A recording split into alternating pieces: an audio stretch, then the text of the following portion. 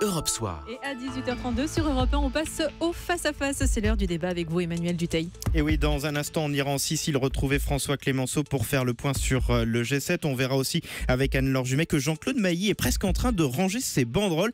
Mais on débute tout de suite avec vous, Olivier Duhamel. Bonsoir Olivier. Bonsoir. Alors, on assiste à un vrai chambardement du paysage politique. Ça, j'apprends pas grand-chose à nos auditeurs en disant ça. Mais vous avez envie de vous mettre ce soir à la place de l'électeur de droite désemparé. Bah oui, écoutez, imaginez par exemple, d'abord imaginez que je sois électeur LR, les Républicains. Je vous dirai jamais ce que je suis électeur, ça regarde personne. Non, donc on va faire de la politique fiction. J'imagine. Donc ce soir vous êtes de droite, voilà. Vous êtes LR. Bon, alors si je vote au Havre pour la succession d'Édouard Philippe, ben je vote pour lui, c'est normal, enfin la candidate. Donc je vote Macron. Mais si je vote, oui, Paris, dans le fond Paris, si je vote, enfin un petit peu moins, mais quand même un peu, si je vote à Boulogne-Billancourt, puisque Solaire a clairement dit qu'il était Macron compatible. Donc je vote républicain à Boulogne-Billancourt, je vote Solaire, candidat investi et tout, mais je sais qu'il est proche de Macron. Gouverner avec Macron, il est prêt à travailler avec. Voilà. À peu près pareil, un petit chouïa moins si je vote dans le 5e, où j'habite, ce qui n'est pas le cas, je vote dans le sud, où NKM est candidate. D'accord ? Donc, grosso modo, je vote constructif, comme dirait Raffarin.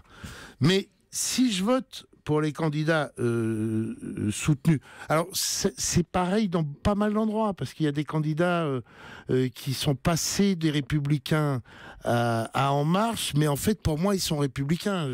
Par exemple, à Vence, le maire d'Ombreval, maintenant il est En Marche, mais moi je l'ai élu comme maire républicain, donc je vais voter pour lui.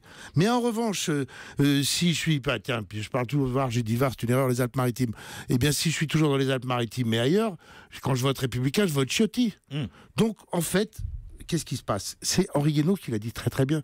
C'est la première fois qu'avec la même étiquette, les Républicains, selon là où vous êtes, vous ne savez pas si vous votez majorité ou si vous votez opposition. Alors ça, on s'était mis dans la position de l'électeur de droite désemparé. Alors on va changer maintenant complètement. Vous êtes devenu socialiste, vous êtes à gauche. Olivier Duhamel, est-ce que ce serait pour autant plus clair? Pas vraiment. Mais même pas du tout. Par exemple, si je vote à Tours, où il y a Marisol Touraine, alors, elle est investie socialiste. Alors, je me dis, bon, si je vote pour elle, je vote socialiste. Mais non, sur ces affiches, il n'y a pas socialiste, il y a majorité présidentielle. Donc, majorité présidentielle, c'est Macron. Mais Macron, vous l'avez entendu hier, Macron, Cambadélis parlait de Macron. Qui était notre invité hier soir. On peut dire qu'il est plus macronphobe que macronphile, il n'y a aucun doute. Bon, alors donc, j'y comprends plus rien. Elle est candidate socialiste, mais elle est majorité présidentielle, mais elle est Macron. Mais Cambadélis, c'est contre Macron, et Macron est le chef du Parti socialiste. Je suis complètement paumé. Si je vote à Évry, c'est encore pire. Alors Valls, il n'est pas candidat socialiste et il n'est pas candidat En Marche. Et majorité présidentielle. Oui, mais il n'a personne contre lui, ni socialiste, ni En Marche. Alors, quand je vote pour lui, je vote quoi? Je vote Valls, je vote Macron, je vote socialiste, je vote PS. Bon alors on fait quoi? Parce qu'on s'y perd à droite, on s'y perd à gauche, on pourrait même rajouter les écolos où là on comprend plus rien non plus. Et puis les partis communistes et France Insoumise de Mélenchon qui se mettent quand même sur la tronche, avec souvent des candidats de l'un contre l'autre, ce qui fait qu'aucun des deux n'a moindre chance d'être élu. Si on déduit tout cela, ça veut dire qu'obligatoirement, En Marche va gagner. La République En Marche, évidemment que ça sert En Marche. Mettez-vous à la place d'un lecteur. À partir du moment où les grands partis pour lesquels il avait l'habitude de voter le mettent dans un brouillard pareil, qu'est-ce qu'il se dit? Il se dit, bon, tant qu'à faire, je vais donner une majorité pour qu'il y ait de la cohérence et pas tout de suite mettre des bâtons dans les roues de Macron qui vient d'être élu président. Donc je pense que ça aide et ça augmente les chances qu'il y ait une majorité absolue. En tout cas, on a vraiment besoin de décryptage et on a rendez-vous demain 10h avec vous dans Mediapolis sur Europe 1 avec Natacha Polony. Vous restez avec nous, on va écouter maintenant Anne-Laure Jumet. Bonsoir Anne-Laure. Bonsoir. Alors, la réforme du droit du travail est au cœur des discussions. On a eu bien évidemment ces rencontres mardi à l'Elysée. Le lendemain, on a eu Matignon. Syndicats et patronats vont également être reçus. Ça va continuer, ça sera lundi également à Matignon. On a vu cette semaine finalement un Jean-Claude Mailly, comment on pourrait dire Anne-Laure, plutôt conciliant, c'est ça le leader de Force ouvrière qui avait été pourtant un fervent opposant à la loi travail. Il a rangé ses banderoles, Jean-Claude Mailly? C'est vrai que la mue est assez spectaculaire. Force ouvrière avait fait front commun, on s'en souvient, avec la CGT contre la loi El Khomri. Nous ne lâcherons pas, disait encore Jean-Claude Mailly en août dernier, quelques jours après la promulgation de la loi travail.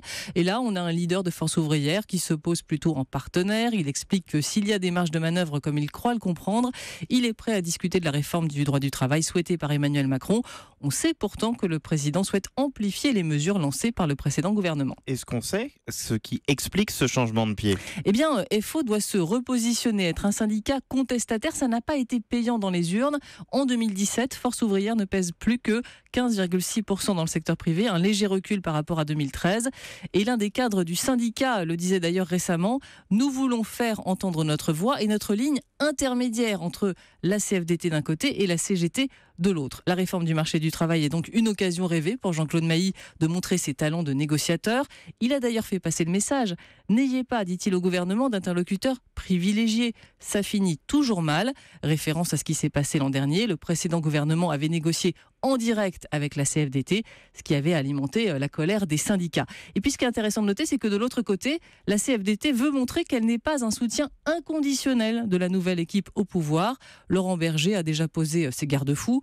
Pas de réforme à la hussarde, dit-il, et pas non plus de plafonnement des indemnités prud'homales. Il y a donc finalement une place pour Force ouvrière qui tend la main et se rend disponible pour discuter, Anne-Laure. Oui, puisque Jean-Claude Mailly a demandé à ses cadres de prendre des assurances annulation pour leurs vacances. Carrément. Voilà, histoire de se rendre disponible si nécessaire. Le leader de Force ouvrière table sur une négociation qui durera au moins tout le mois de juillet et qui débordera même probablement sur le mois d'août. Il n'est pas contre d'ailleurs ouvrir un certain nombre de sujets à la négociation, sous réserve que la branche ait un rôle prédominant. Il accepte aussi une simplification sous condition des instances du personnel. Bref, il y a des points qui peuvent faire consensus. Jean-Claude Mailly, qui passera la main à la tête de FO l'an prochain, pourra peut-être se targuer d'avoir pu peser sur la réforme du marché du travail. Bon, on aura l'occasion de toute façon de continuer à suivre ça avec notamment les discussions qui vont avoir lieu encore lundi avec Édouard Philippe et la suite des partenaires sociaux. Merci beaucoup Anne-Laure Jumel. Et maintenant on passe à François Clémenceau du JDD. Bonsoir François. Bonsoir Emmanuel. Alors le sommet des 7 pays les plus riches termine demain en Sicile et apparemment les négociateurs ne parviennent toujours pas à se mettre d'accord sur une déclaration finale qui soutienne notamment les engagements pris à Paris pour la COP21. Oui, et vous avez compris, parce qu'on en parle beaucoup, que ce blocage sur le sujet du réchauffement est essentiellement américain. Depuis qu'il est entré en fonction le 20 janvier, les émissaires de Donald Trump ont mis leur veto dans toutes les instances multilatérales, du G7, du G20, des Nations Unies, à toute déclaration qui laisserait entendre que les États-Unis soutiennent ou s'engagent à tenir les promesses faites à Paris pour lutter contre le réchauffement climatique. Plus récemment, lors du Conseil de l'Arctique, où l'on a insisté sur les ravages de la fonte de la banquise, les Américains ont répété le même mot d'ordre qu'on entend aujourd'hui ici à Taormina en Sicile. Il faut attendre. Résultat, on dit ici du côté des Européens que l'on se retrouve face à deux hypothèses. Soit Donald Trump continue de rester mutique sur la question et les 6 autres leaders refuseront de partir chez eux sans avoir un texte suffisamment fort sur la question. Soit ils n'obtiennent rien de la part de Trump et ils pourraient à ce moment-là s'entendre sur un texte à 6 contre 1 sur cette question pour mettre la pression sur les États-Unis. Je vais peut-être dire une bêtise François, mais ce serait quand même peut-être même la première fois que le G7 affiche à ce point ses divisions. Exactement. Et l'Italie, qui préside le G7, refuse de se laisser emporter dans une telle fuite en avant. Résultat, ce soir et peut-être même cette nuit ou demain matin, les négociateurs tenteront jusqu'au bout d'obtenir des Américains une formule qui soit favorable aux accords de Paris de la COP21 ou une formule qui reconnaisse la réalité du réchauffement climatique. Alors, ma question va peut-être être idiote, mais est-ce qu'on sait au moins pourquoi Trump fait de la résistance jusqu'au bout sur ce dossier ?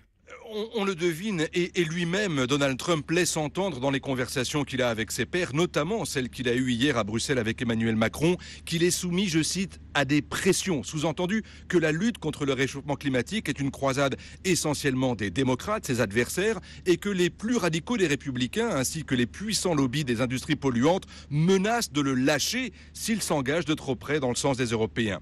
Trump invoque alors le fait que la lutte contre le réchauffement risque de faire perdre des emplois aux États-Unis, notamment dans le secteur du charbon pour lequel il s'est engagé très fortement. Eh bien, les Européens essayent de le convaincre alors que la transition énergétique a déjà commencé à créer de l'emploi, y compris aux États-Unis. Mais Donald Trump reste, à ce stade, dubitatif. Et le drame, en attendant, c'est que la Chine et l'Inde, les deux autres grands pollueurs mondiaux, pourraient bien se servir de cette indécision de Donald Trump pour alléger le poids de leurs engagements, ce qui serait pour le coup une catastrophe. Merci beaucoup François Clémenceau. Je rappelle que vous étiez en direct avec nous depuis la Sicile. François Clémenceau du JDD. Surtout, vous restez avec nous dans un instant. Les médias, le ZAP et Nicolas Canteloup.